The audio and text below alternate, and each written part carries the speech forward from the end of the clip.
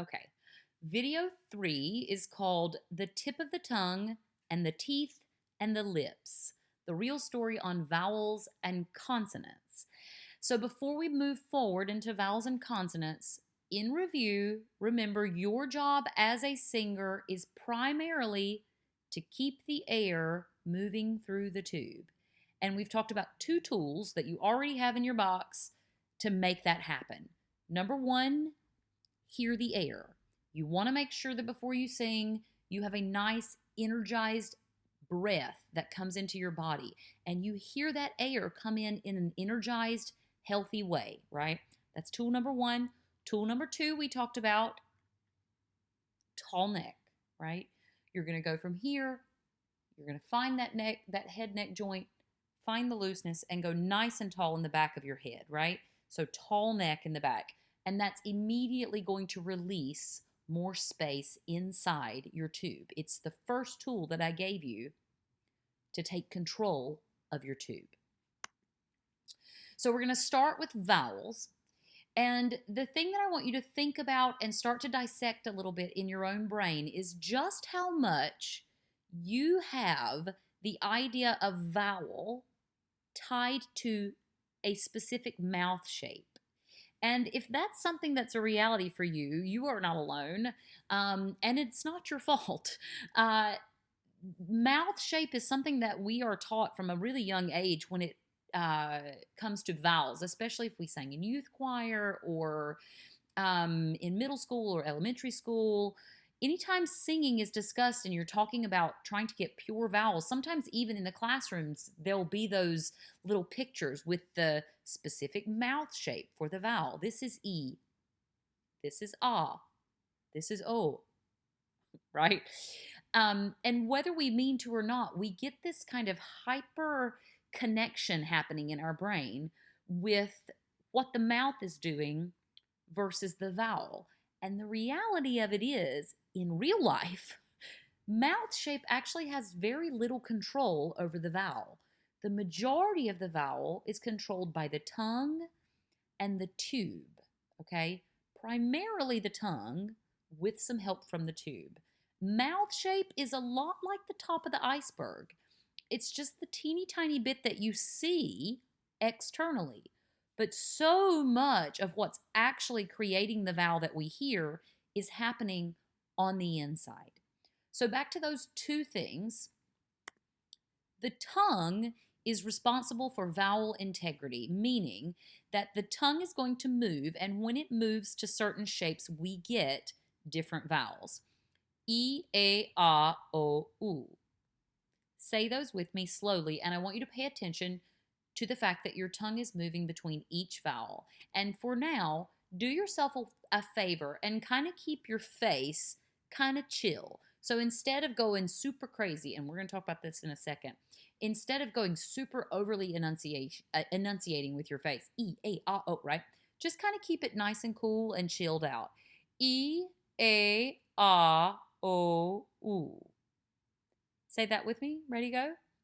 E, A, A, O, U. Now, for the most part, we don't really even feel our lips come into play until O and U, and they naturally round a little bit.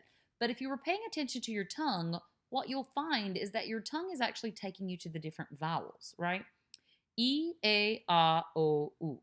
That's vowel integrity. It tells us what vowel are we singing, and is it a pure vowel?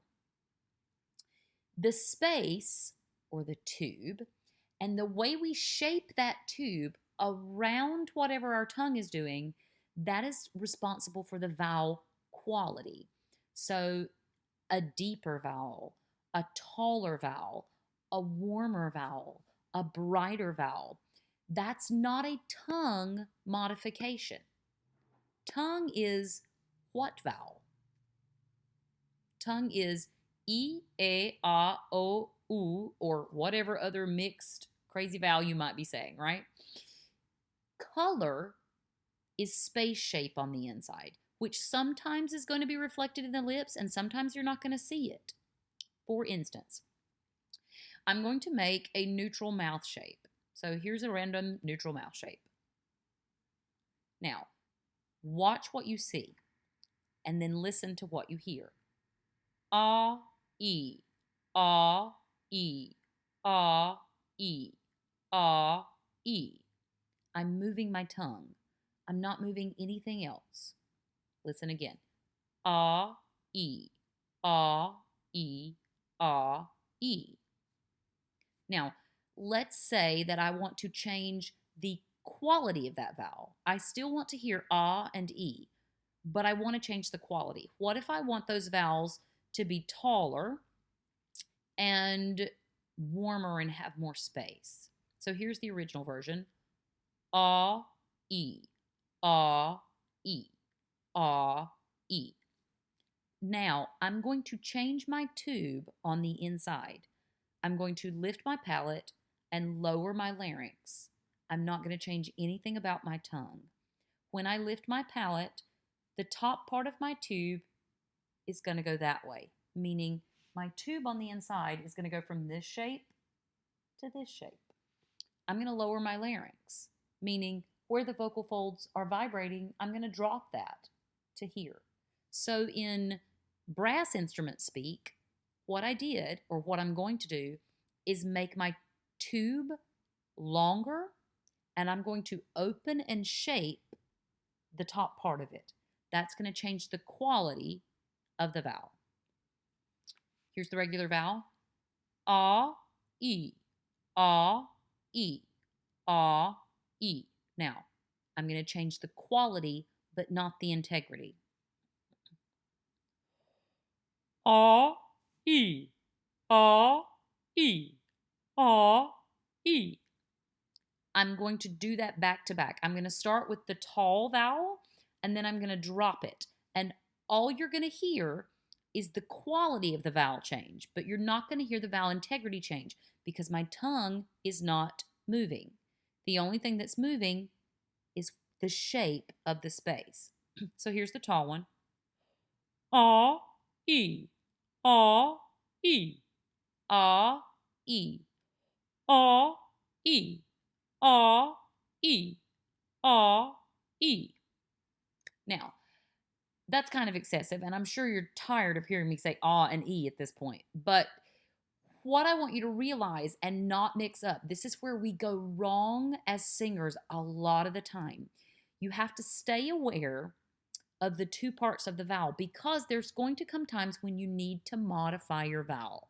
Sometimes the sound is going to need to be warmer. You're going to hear a vowel and you're going to be like, gosh, that ah vowel is way too bright. It needs to be warmer. What you cannot do is move your tongue to make a darker ah.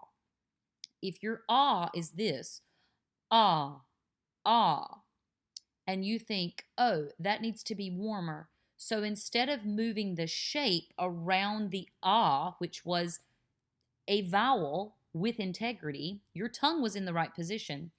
If instead of moving the shape to a taller, warmer position, like you heard me do a second ago, if I move my tongue instead out of ah position and I sing all, for instance, like AW, all, all. So instead of ah, which I've decided is too bright and I want it warmer, if I modify the tongue to change the quality, instead of modifying the space, I've got a problem. Ah, all, ah, all. Take a second and you say ah, and then say all, like AW. And when you do it, pay attention to where your tongue goes. Ah, aw, ah, aw, ah, aw. He's going back, right? Now, if your tongue is going back, guess what you're losing in the back of your face? Your tube is losing space. And when your tube loses space, guess what slows down? The air. And sometimes you're going to still be able to keep it trucking.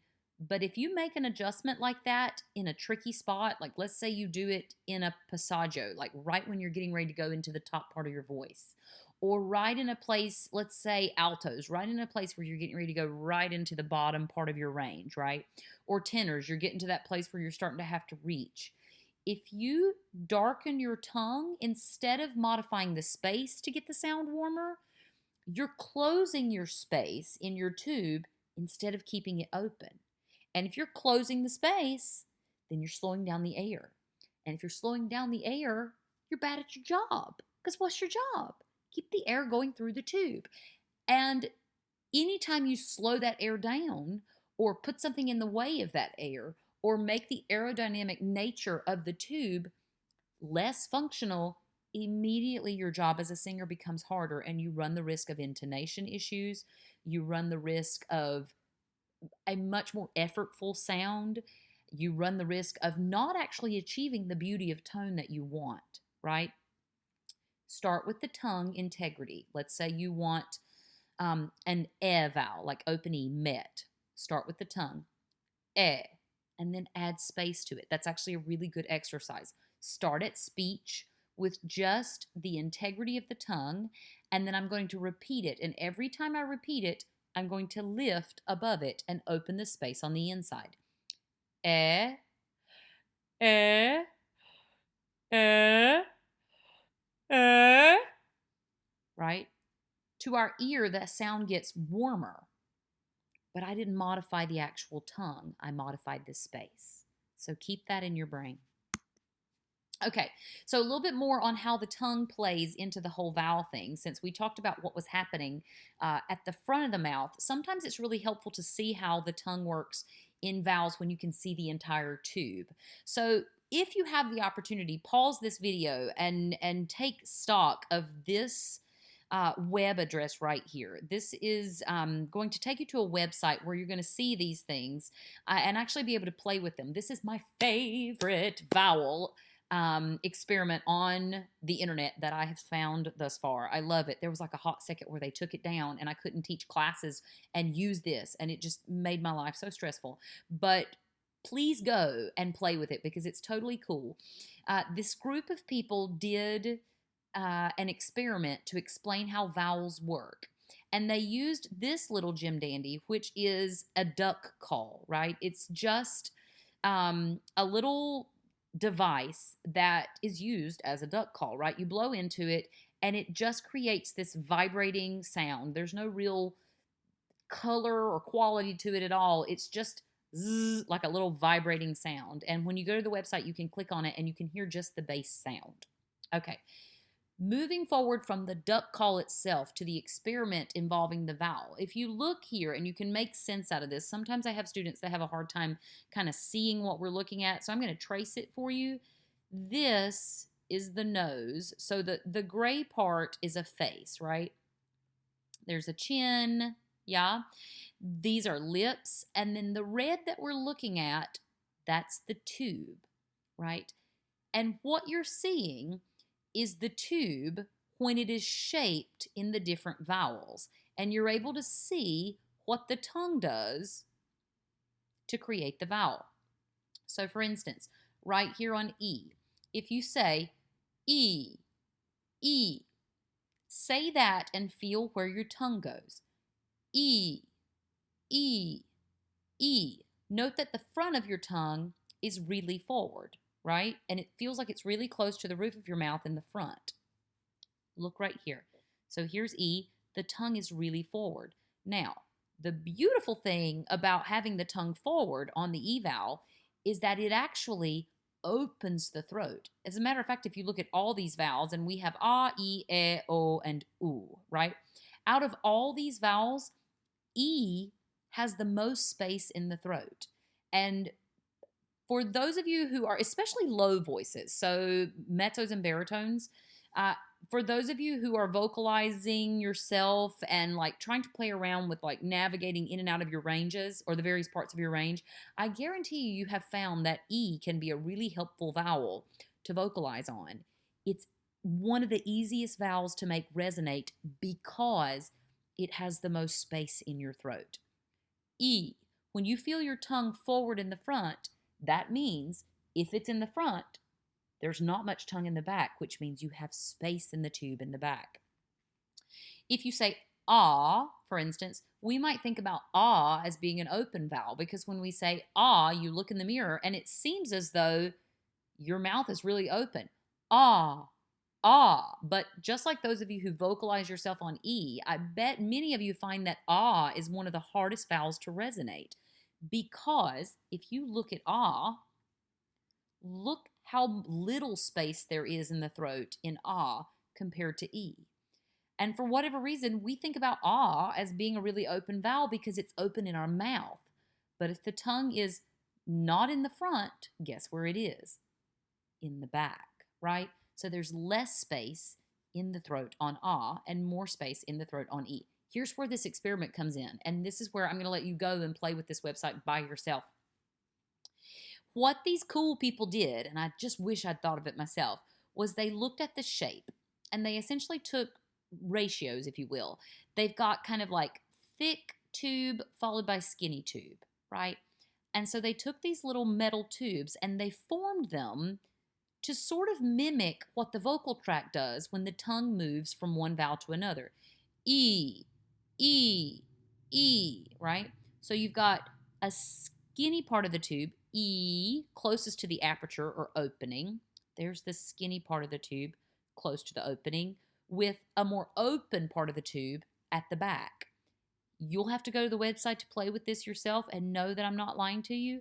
But when they take that tube and hook it to this buzzy little instrument right here, this duck call says E. I'm not even joking. You move over here, same thing.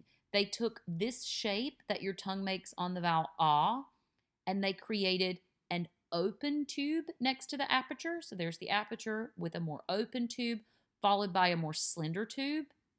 You hook that little metal tube to this little Jim Dandy right here, which I'm pointing to with my finger, like that makes sense when you're only looking at my cursor. I apologize. It's been a long day. You're going to get ah out of that duck call. So I implore you, go play with this. It's totally cool. Long story less long, vowels made by the tongue, not by the lips, the tongue, right? The quality of the vowel is made by the space around the tongue. Okay. Mini reminder, what's your goal? Keep the air moving through the tube. Okay. Let's talk about space. Not this kind of space. But that was the best picture I could find to go with this slide. When I say space, I mean the space around the tongue. So we've talked about the tongue, and we know that moving the tongue from one vowel to the next, E, A, ah, E, A, ah, E, A, ah. I'm getting 3 different vowels because my tongue is moving to 3 different spaces, right? Or three different shapes. If, however, I want to change the quality of that vowel, I need to know how to change the space around my tongue. Now, I demonstrated it for you a little bit ago, but I want to give you a little bit of information about how you might change your space. Now, what you need to know right out the gate is that making space as a singer is one of the easiest things to find sabotaging within our own best efforts, right? I cannot tell you how many students I've had come into my office and they are completely plugging their throat, but in their brain, what they're attempting to do is open their throat, but what they're actually doing is closing it. The expectation for what space feels like versus what having your throat open actually feels like is 2 different things. Most of the time, we have this idea that this super open, hollow feeling, which makes me yawn, this super open, hollow feeling, space. I have so much space. It's like, that's actually not space. What I have is my tongue pulled way back in my throat. And most of the time, if we feel what we think is space in the back of our throat, almost always, that's just our tongue pulling back, right? So what does space feel like? Well, it doesn't feel like this. And unfortunately, this is the first place we go across the board every single time when we go, oh, that vowel needs more space. Drop the jaw. Ah, ah. Ah, ah. Now, the problem with dropping your jaw way down is that it doesn't actually make your tube more aerodynamic. It just opens the front of the tube. Ah, right? But we want the air to keep flowing through the tube. So there's this little dichotomy between jaw release and jaw drop. Now, where you want the space is in the back, not necessarily in the front. Now, I don't mean when you're up in your extreme top. So, tenors and sopranos, when you're up on your C sharp D land, by all means, drop your jaw, right? Please drop your jaw. But if you're in just generic middle part of your voice, nothing extreme, and you need more up and down space, the place to take it is not down with your jaw, but rather up this way on the inside. Jaw release refers to releasing the joint back here rather than dropping in the front. If you release your joint, you actually get way more space in the back because the muscles that keep this jaw closed back here also, through some connections with other muscles, end up pulling down on the palate on the inside, and it keeps this space rather held. However, if you release your jaw a little bit, and I don't mean drop it, release it. I'm going to actually model it for you, and hopefully you'll be able to see. It's very, very slight. It feels big for me on the inside, but it's really slight on the outside. I've got my jaw joint tight right now because I'm speaking to you, and I'm doing it on purpose because I'm going to release it so you can see it. So I've got my jaw joint tight, and it's right here is where the joint is. And this is where I want to add more space. I want to release right here so that my palate on the inside can lift. And then all of a sudden, I actually get what I would be going for with a dropped jaw, which is a real dome over my sound, right? That's going to give me more overtones.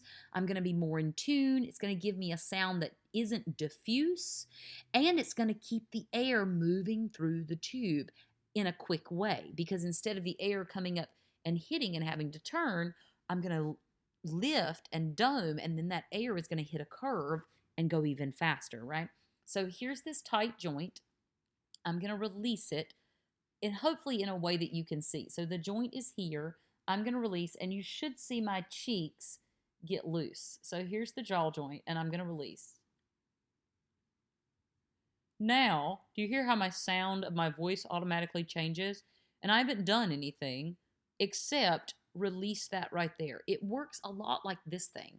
It's an immediate shift because it's an immediate release of muscles that are holding the space from being released, right? The minute I go here, those muscles release, my tube lines up, I'm more open. The minute I go, okay, let go, now I've got release. Now if I really want to lift my palate on the inside, all I've got to do is breathe.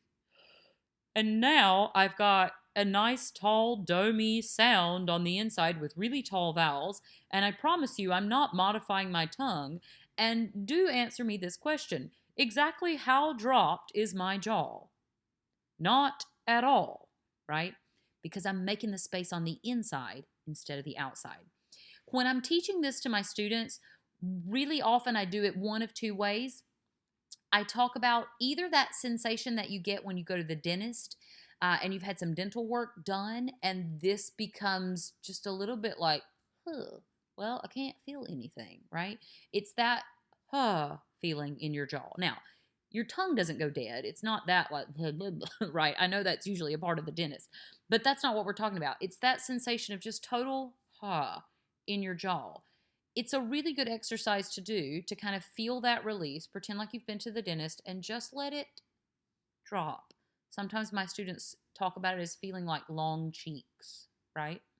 Sometimes I'll also tell my students to pretend within this sensation that they have little baby marshmallows, like the miniature ones, not the hot chocolate crunchy ones, but the little miniature ones, little squishy marshmallows between their back molars back there. And you've just got that little sensation of release back there.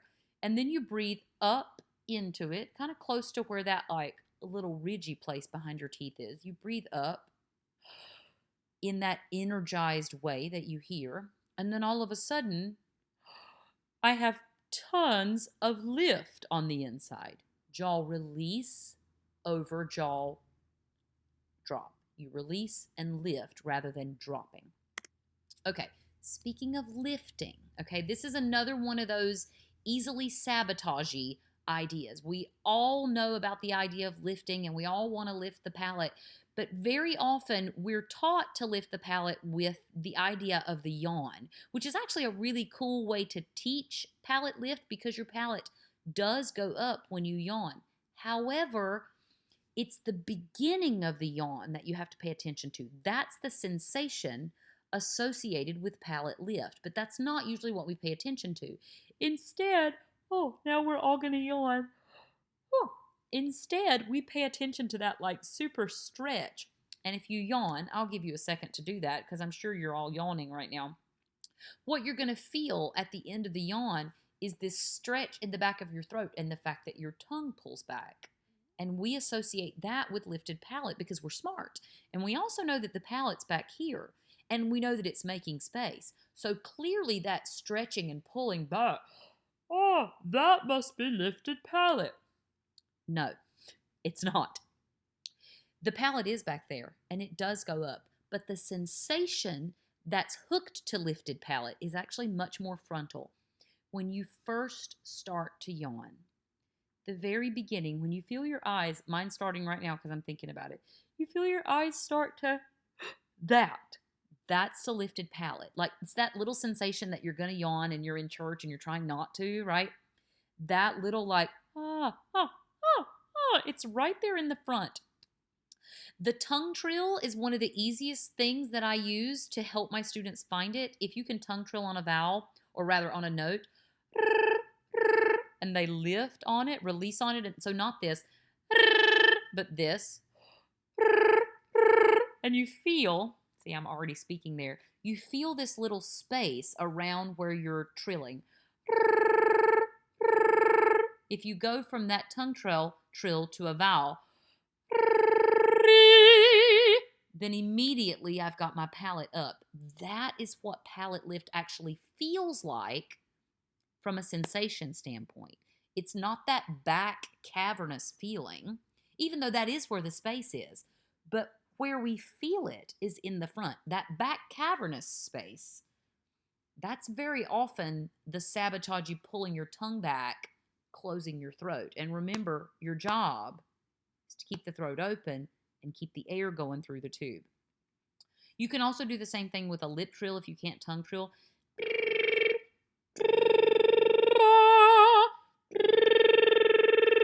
You feel it kind of buzzing in this front, and then you release the vowel into that breath.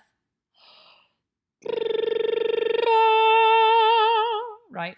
The tongue trill works a little easier. So if you can tongue trill, I recommend that. One of the other tricks that I use sometimes is the idea of the magic hand. I'll take my hand, which is shaped like this, and I take this front part, and I lay it right there on top of my lip, like right below my nose. And when I take my breath, I think about lifting, breathing above the hand. So I breathe and sing above the hand. All of these are different ways to tap into the idea of what that palatal lift feels like. And what you want to guard against is the sensation that things are really open and cavernous. Yawning. Gracious, it's been a long week. That open cavernous thing is actually your throat closing. So stay away from that. You want this tongue trill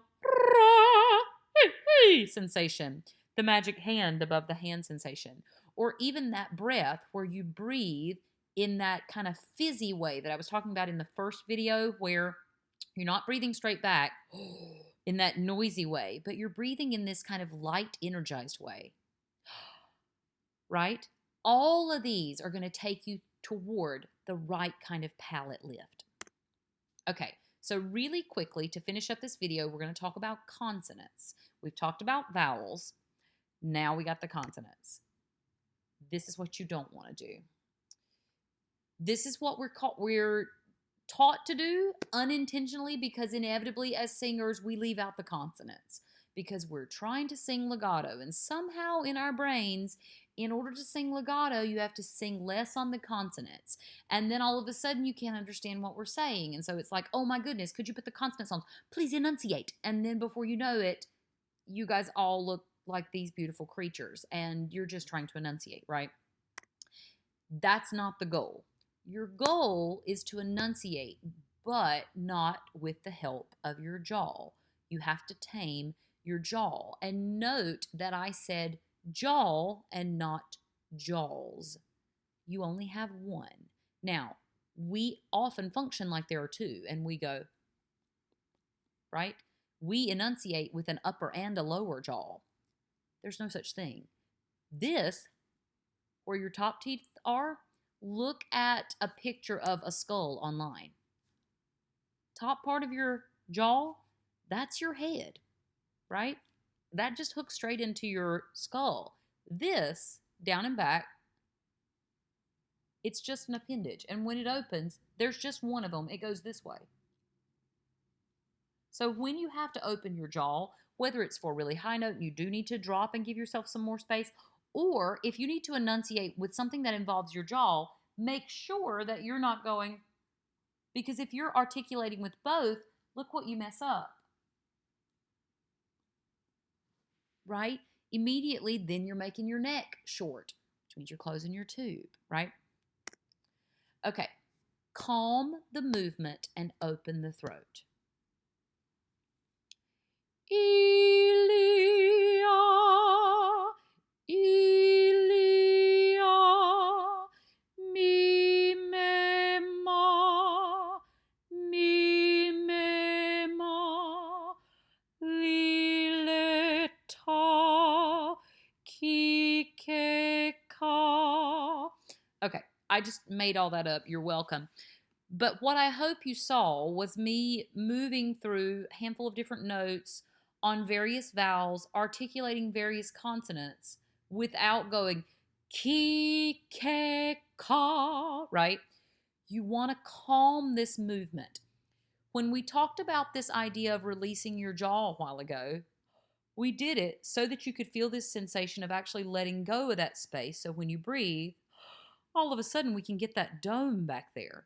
The more you grab to articulate here, rather than letting your consonants live right at the front of your teeth, you'll be surprised how many of your consonants are actually made with your tongue rather than with your whole jaw. It's rare that you actually need to move your jaw, especially not drastically, to articulate something. So make sure that you are isolating whenever you are going through, especially if it's something that's super wordy. Isolate. Make sure you're not over articulating. You want to keep this calm on the outside, this calm and neutral on the outside, and all the things on the inside super frontal and super active. Okay, so here's where we are at the end of video 3. Your job still remains: keep the air moving through the tube. And so far you have 6 tools in your toolbox to make that a thing. Hear the air when it comes in a healthy, energized way. Keep your neck tall and your tube free of constriction. Vowel. Tongue and the shape of the tube. Tongue is going to give you the vowel. The shape is what gives you the color. Adjust them separately. If the vowel is unclear, adjust the tongue. If the vowel is the wrong quality, adjust the space around the tongue. Lift for tall space rather than drop your jaw. And when you're thinking about lift, remember that palatal lift does not feel like cavernous dome. It's the beginning of the yawn, the tongue trill resonance, the above the hand feeling. Release the jaw joint and keep it released. Keep those marshmallows between your teeth all the time, right? So that when you are articulating lots of consonants, you've got this sensation of a released jaw joint so the space can happen on the inside, and you've got calm, long cheeks happening regardless of how articulate you're being with your diction. Okay, so that's video 3. We have one more coming. And yeah, that's where we are.